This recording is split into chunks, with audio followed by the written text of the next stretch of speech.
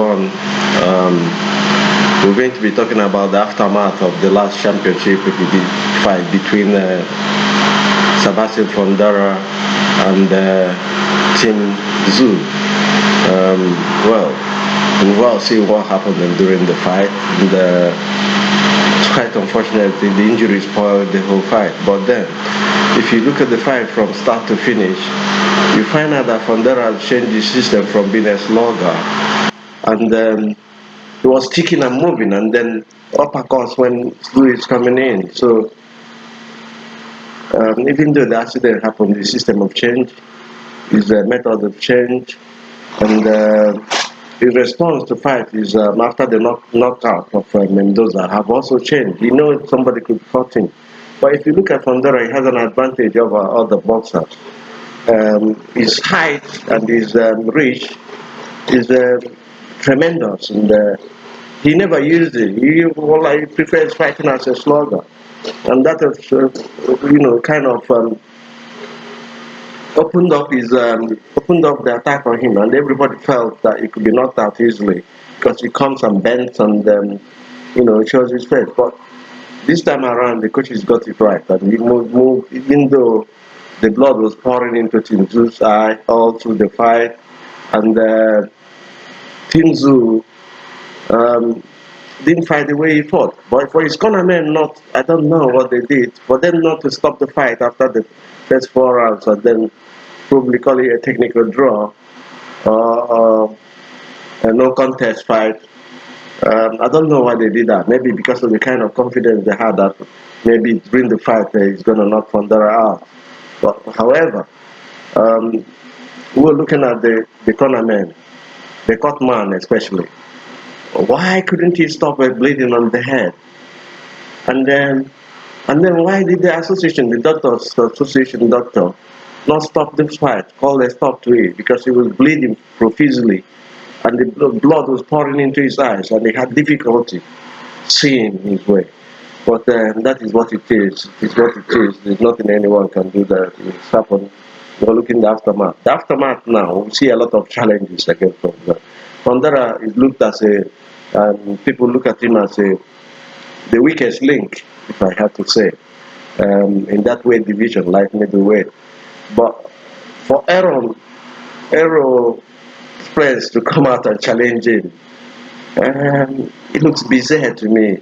Aaron, who just seen some few months ago, dodging away, he was beaten up in July. He was beaten up by Troy Crawford, lost the undisputed fight, and activated his return rematch clause, and then suddenly waited for him to pass, for the time to pass, and suddenly we've seen him on the bandage, his injuries on the cataract that is removed, and suddenly he's well because it's Fundora.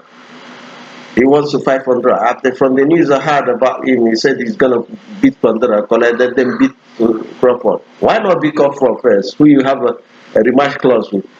I've always been waiting for you to come up with and the fight would have been lucrative as well.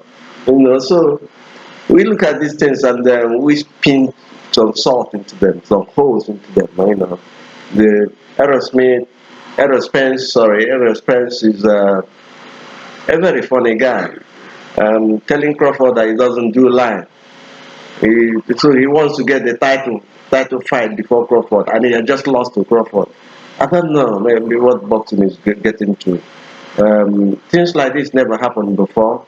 We are looking at PBC with all the accolades they have in fixing matches, but they're doubtful. I don't know. People are talking about them anyhow. Even me personally, my humble self, don't like the way they are in fights. It just looks like they don't care about the fans, the paying fans. All they care is about their boxers and how much they're making from it. But we're looking at them. It's not going to be easy for them to rule that way. We're looking at the association because we are looking at a situation where the proper people, 1 and 2, always will fight, and then just like what happened when Muhammad Ali fought Foreman, Frazier, Ken Norton, and who, and then when Sugar Ray in the 80s here, when Sugar Ray Leonard fought Hens, fought Roberto Duran, fought Hagler, fought Wilfred Benitez. Oh, come on, man. That is when boxing was interesting. But this promotional companies are coming out now to mess up boxing somehow. But we don't like it. And when we're looking at it and we're saying it's wrong, it can't continue. We can't take it anymore. We need the best to fight the best, to get the best. You know, that is the situation now. So the aftermath of Fundora fight with Tim Tszyu, a whole lot of things has come out now. Crawford is there, Spence is there. Who else? Everybody is there, and but everybody is scared. Fundora even is being mandated to fight Crawford, but he doesn't want to accept the fight. I think the best thing for him to do, not only avoid him, is throw his of the bet into the bin. We've seen it happen against before. Instead of fighting Lewis, and the Richard Bo threw everything, threw his distance into the ring, into the bin. You know, so that is the situation for him. I think that is what he has to do. Or vacate horribly, just come out and say, look, I'm not going to fight, I'll lose this belt, and then Crawford will take the belt and move on. There are two belts involved now. So Crawford, if he moves fast, he could make a three-time undisputed fight as a champion, which is tremendous, which is not easy. Well, we'll have to stop here today, and we'll still get back to you and give you more information on things happening. You have a lovely day.